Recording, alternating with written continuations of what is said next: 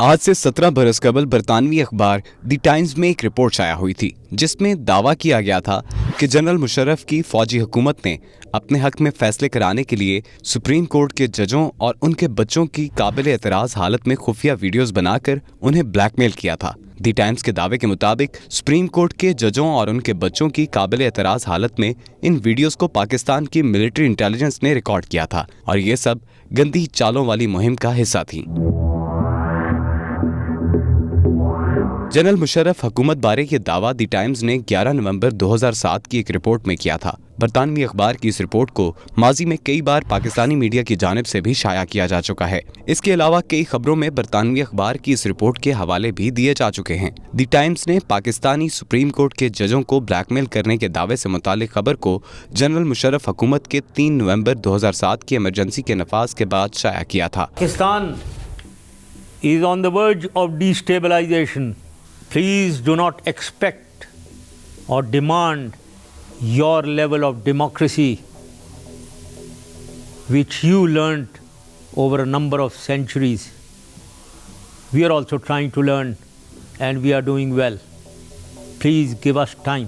برطانوی اخبار کے دعوے کے مطابق پاکستان کی فوجی حکومت اور انٹیلیجنس اداروں نے مبینہ طور پر سپریم کورٹ کے ججوں کو نازیبا ویڈیوز دکھا کر انہیں اس وقت بلیک میل کرنے کی کوشش کی تھی جب سپریم کورٹ کے 11 جج صاحبان اس بات کا فیصلہ کرنے میں مصروف تھے کہ کیا مشرف فوجی وردی میں ہوتے ہوئے صدارتی الیکشن لڑنے کے اہل تھے یا نہیں۔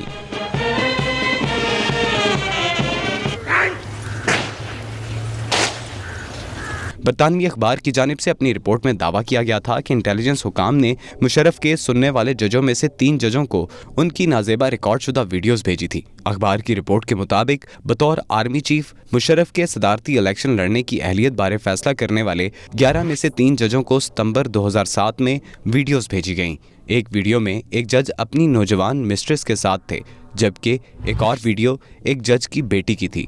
برطانوی اخبار کے مطابق ایک برطانوی بیرسٹر جنہیں ہم اپنے ہم اثر کی جانب سے ان ویڈیو سے متعلق بتایا گیا تھا کہ جناب سے کہا گیا کہ ججوں کے لیے واضح پیغام تھا کہ اگر آپ غلط فیصلہ دو گے تو ان ویڈیوز کو پبلک کر دیا جائے گا اور آپ کی فیملی تباہ ہو جائے گی۔ اخبار کی رپورٹ میں حکومتی اور سپریم کورٹ ذرائع کے حوالے سے مزید کہا گیا تھا کہ ایمرجنسی کے نفاذ سے چند ہفتے قبل ججوں کے خلاف کمپرومائزنگ شواہد اکٹھا کرنے کے لیے خفیہ کیمروں کا استعمال ہو رہا تھا۔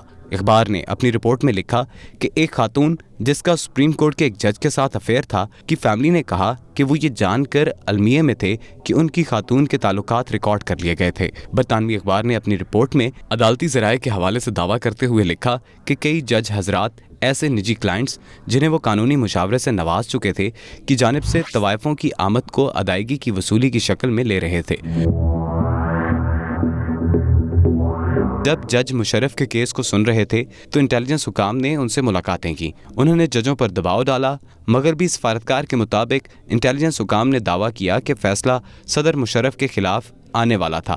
اس کے بعد ججوں نے ایک مبہم فیصلہ دیا اور مشرف کو منتخب ہونے کی اجازت دے دی۔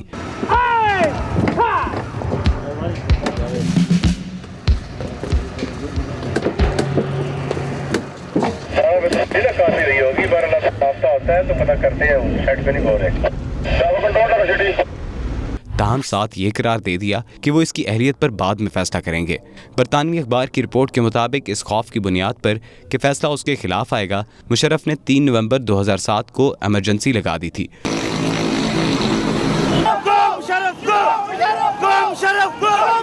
رپورٹ میں مزید کہا گیا کہ اگرچہ مشرف نے دعویٰ کیا تھا کہ اس نے شدت پسندوں کے ملک پر قبضے کو روکنے کے لیے یہ اقدام اٹھایا تھا تاہم اس کا بنیادی ہدف عدلیہ لگ رہی تھی۔ برطانوی اخبار کی رپورٹ کے مطابق مشرف حکومت نے کوئی جہادی رہنما تو گرفتار نہیں کیے تاہم چیف جسٹس افتخار چودھری کو برطرف کر دیا۔ سپریم کورٹ کے 11 میں سے 8 ججوں کو برطرف کر دیا اور آئین کو بھی اڑا دیا۔ 7 جولائی 2019 کو دی نیوز اخبار کے صحافی انصار عباسی نے برطانوی اخبار کی اس رپورٹ کے مدرجات پر سٹوری دی تھی۔ انصار عباسی کی اس خبر کا عنوان تھا کیا 2007 میں سپریم کورٹ ججوں کو بلیک میل کیا گیا تھا۔